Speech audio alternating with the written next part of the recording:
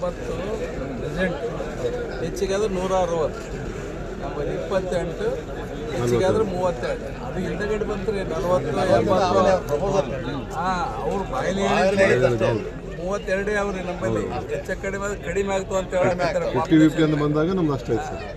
ಈಗೆಲ್ಲ ಕಡೆ 50-50 ಮಾಡಿ SIRಗೆ ಅವರು ಯಾವತ್ತೂ ಅವ್ರಿಗೆ ಹೆಂಗೆ ತಿಳ್ಕೊಳ್ಳಿ, ಒಂದು ರೀತಿಯ ಪಾರ್ಶ್ವಿಕ ಮನೋಭಾವ ಇರ್ತದೆ. ನಾನು ಕನ್ನಡದಲ್ಲಿ ಹೇಳ್ತಾ ಇದ್ದೀನಿ. ಯಾವ ರೀತಿ ಅಂತ ಹೇಳಿದ್ರೆ, ವೆಯ್ಟ್ ಮಾಡಿ ನೋಡಿ, ಸಮಯ ನೋಡಿ, ನಿಮಗೆ ಸಮಯ ಕೊಡದೇನೆ ಅಬಾಕಂತ ಬೀಳುವಂಥದ್ದನ್ನು ಅವ್ರದ್ದು ಪಾರ್ಶ್ವಿ ಅಂತ ನಾನು ಅದಕ್ಕೆ ಹೇಳ್ತೇನೆ. Like an animalistic instinct. ಬಿಹಾರದಲ್ಲಿ ಏನು ಮಾಡಿದರು, ಅದೇ ರೀತಿ ಬೆಂಗಾಲದಲ್ಲಿ ಏನು ಮಾಡಿದ್ರು. ಈಸ್ ಇಟ್ ಎನಿಥಿಂಗ್ ಪಾರ್ಶ್ವಿಕ ಮನೋಭಾವ ಇರ್ತದೆ. ನಾನು ಕನ್ನಡದಲ್ಲಿ ಹೇಳ್ತಾ ಇದ್ದೀನಿ. ಯಾವ ರೀತಿ ಅಂತ ಹೇಳಿದ್ರೆ, ವೆಯ್ಟ್ ಮಾಡಿ ನೋಡಿ, ಸಮಯ ನೋಡಿ, ನಿಮಗೆ ಸಮಯ ಕೊಡದೇನೆ ಅಬಾಕಂತ ಬೀಳುವಂಥದ್ದನ್ನು ಅವ್ರದ್ದು ಪಾರ್ಶ್ವಿ ಅಂತ ನಾನು ಅದಕ್ಕೆ ಹೇಳ್ತೇನೆ. Like an animalistic instinct. ಬಿಹಾರದಲ್ಲಿ ಏನು ಮಾಡಿದರು, ಅದೇ ರೀತಿ ಬೆಂಗಾಲದಲ್ಲಿ ಏನು ಮಾಡಿದ್ರು. ಈಸ್ ಇಟ್ ಎನಿಥಿಂಗ್ ಲಾಸ್ಟ್ ಒಂದು ತಿಂಗಳು ಆಗಿಲ್ಲ ಸರ್. 10 ಡೇಸ್ ಆಗಿದೆ ನೋಟಿಫಿಕೇಶನ್. 10 ಡೇಸ್ ಆಗಿದೆ. ಅದ್ರಲ್ಲಿ 90 ಕಿಲೋಮೀಟರ್ ಇತ್ತು ಜೋರಿಗೆ ಟು ತಿಂತಲಿ ಬಿಡಿಸ್ತಾರೆ. 490 ಕಿಲೋಮೀಟರ್ ನಿಯರ್ಲಿ 500 ಕಿಲೋಮೀಟರ್.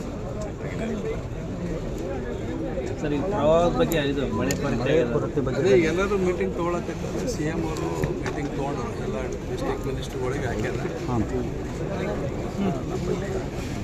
ನಮ್ಮಲ್ಲಿ ನೀರಿನ ಸದ್ಯಕ್ಕರೆ ಯಾವುದೇ ಮೀಟಿಂಗ್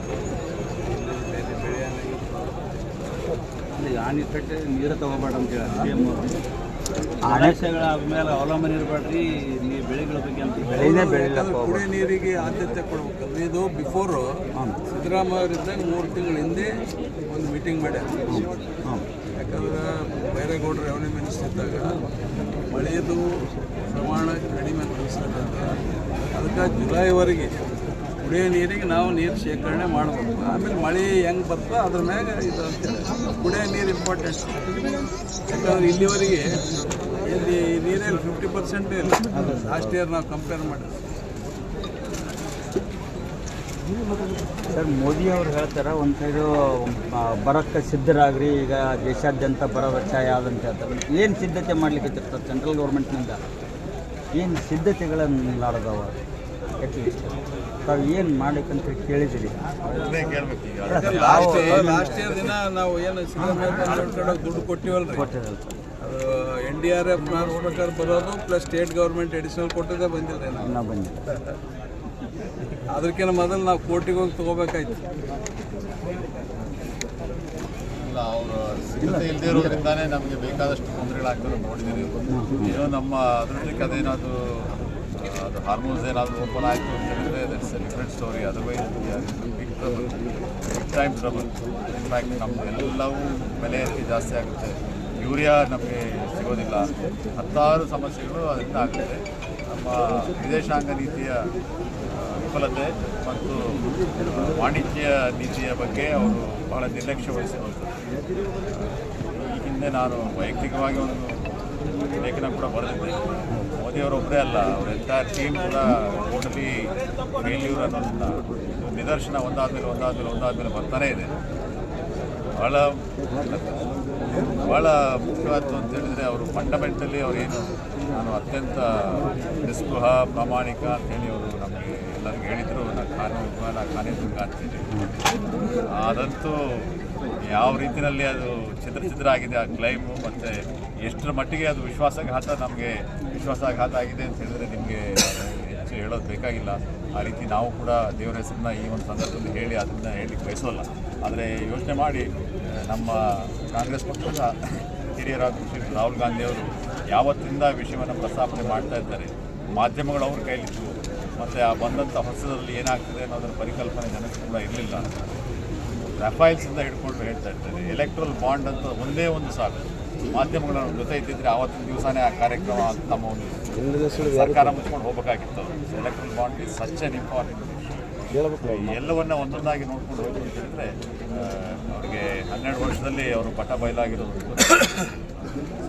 SIR ಬಗ್ಗೆ ಈಗ ನೀವು ಕಳೆದ 2 ವರ್ಷದಿಂದ ಸ್ಟಾರ್ಟ್ ಆಗಿದೆ, ಇದ್ರ ಬಗ್ಗೆ ಮೊದಲೇ ಜನರಿಗೆ ಜಾಗೃತಿ SIRಗೆ ಅವರು ಯಾವತ್ತೂ ಅವ್ರದ್ದು ಹೆಂಗೆ ತಿಳ್ಕೊಳ್ಳಿ ಒಂದು ರೀತಿಯ ಪಾರ್ಶ್ವಿಕ ಮನೋಭಾವ ಇರ್ತದೆ. ನಾನು ಕನ್ನಡದಲ್ಲಿ ಹೇಳ್ತಾ ಇದ್ದೀನಿ ಯಾವ ರೀತಿ ಅಂತ ಹೇಳಿದ್ರೆ ವೆಯ್ಟ್ ಮಾಡಿ ನೋಡಿ ಸಮಯ ನೋಡಿ ನಿಮಗೆ ಸಮಯ ಕೊಡದೇನೆ ಅವಾಕಂತ ಬೀಳುವಂಥದ್ದನ್ನು ಅವ್ರದ್ದು ಪಾರ್ಶ್ವಿ ಅಂತ ನಾನು ಅದಕ್ಕೆ ಹೇಳ್ತೇನೆ. Like an animalistic instinct. ಬಿಹಾರದಲ್ಲಿ ಏನು ಮಾಡಿದ್ರು, ಅದೇ ರೀತಿ ಬೆಂಗಾಲದಲ್ಲಿ ಏನು ಮಾಡಿದ್ರು. Is it anything lesser than animalistic behaviour? It can't be. ಡೆಮೋಕ್ರಸಿಲಿ ಆ ಥರ ಬಿಹೇವಿಯರಲ್ಲೇ ಇರಬಾರ್ದು. ನೀವು ಎಲೆಕ್ಷನ್ಗೆ ಹೋಗ್ತಾ ಇದ್ದೀರಿ, 27-30 ಲಕ್ಷ ಜನ ಇದಾಗಿದ್ದಾರೆ, ಅದನ್ನು ಪರವಾಗಿಲ್ಲ ಅಂತ ಅನ್ನೋ ಮಟ್ಟಕ್ಕೆ ನಾವು ಸರ್ಕಾರ ನಡೆಸಿದ್ರೆ ಹೆಂಗ್ರಿ ಅದು? ಅಂದರೆ ಎಲೆಕ್ಷನ್ ಟೈಮಲ್ಲೇ SIR ತಂದು ಮಾಡಿದರು, ಅವ್ರಿಗೆ ಬೇಕಾದಂಥ ರಾಜ್ಯಗಳಲ್ಲಿ ಗೆದ್ಕೊಂಡಿದ್ದಾರೆ. ಆದರೆ ನಾವು ಜಾಗೃತರಾಗಿದ್ದು ಯಾವ ರೀತಿ ಅವರು ಮಾಡ್ತಾ ಇದ್ದಾರೆ, ಅವ್ರ ವಿಧಾನಗಳೇನು ಅನ್ನೋದು ಕೂಡ ನಮಗೂ ಕೂಡ ಅರಿವು ಬಂದಿದೆ. ಆದ್ದರಿಂದ ಕಾಂಗ್ರೆಸ್ ಪಕ್ಷವು ಕೂಡ ಇದನ್ನು ಈ ರೀತಿಯ ಒಂದು ಹುನ್ನಾರಗಳಿಂದ ನಾವು ಸೋಲಿಸ್ತೀವಿ ಅಂತೇಳಿ ಕಂಪ್ಲೀಟ್ ನಮಗೆ ಗೊತ್ತಿದೆ. ಇಡೀ ಒಂದು ಸಾಮ್ರಾಜ್ಯಶಾಹಿ ಬ್ರಿಟಿಷ್ ಸರ್ಕಾರವನ್ನೇ ಒದ್ದೋಡಿಸಂಥ ಕಾಂಗ್ರೆಸ್ ಪಕ್ಷ ಈ ರೀತಿಯ ಒಳ ಹುನ್ನಾರಗಳಿಗೆ ನಾವೇನು ಹೆದರ್ಕೊಳ್ಳೋವಂಥದ್ದಲ್ಲ. ಇವನ್ನೆಲ್ಲ ನಾವು ತಡೀತಿದ್ದೀವಿ, ಅದರಲ್ಲಿ ನಮಗೆ ಸಂಶಯ ಇಲ್ಲ. ನಮಗೆ ಒಳ್ಳೆಯ ಒಂದು ಅಡ್ವಾಂಟೇಜ್ ಏನು ಅಂತ ಹೇಳಿದ್ರೆ, ನಮಗೆ 2-3 ಎಲೆಕ್ಷನ್ಗಳು ಆಗ್ತವೆ. ಜಿಲ್ಲಾ ಪಂಚಾಯತ್, ತಾಲೂಕು ಪಂಚಾಯತ್ ಮತ್ತು ಮುನ್ಸಿಪಾಲಿಟಿ ಎಲ್ಲವೂ ಆಗೋ ಸಂದರ್ಭದಲ್ಲಿ ನಾವು ಪೂರ್ಣ ಎಚ್ಚರಿಕೆಯಿಂದ ವಹಿಸ್ಕೊಂಡಿರ್ತೀವಿ. ಮತ್ತು ರಾಜ್ಯ ಮತ್ತು ಕೇಂದ್ರ ಸರ್ಕಾರದ ಸಹ ಬರೋ ಅಷ್ಟೊತ್ತಿಗೆ ಖಂಡಿತವಾಗಿ ಒಬ್ಬರು ನಾಗರಿಕರು ನಮ್ಮ ಇದರಿಂದ ಮತದಾರ ಅಲ್ಲದೇ ಉಳ್ಕೊಳ್ಳಿಕ್ಕೆ ಸಾಧ್ಯವಾಗಬಾರ್ದು. ಆ ಒಂದು ಎಚ್ಚರವನ್ನು ನಾವು ವಹಿಸ್ಕೊಂಡು ಮಾಡ್ತೀವಿ.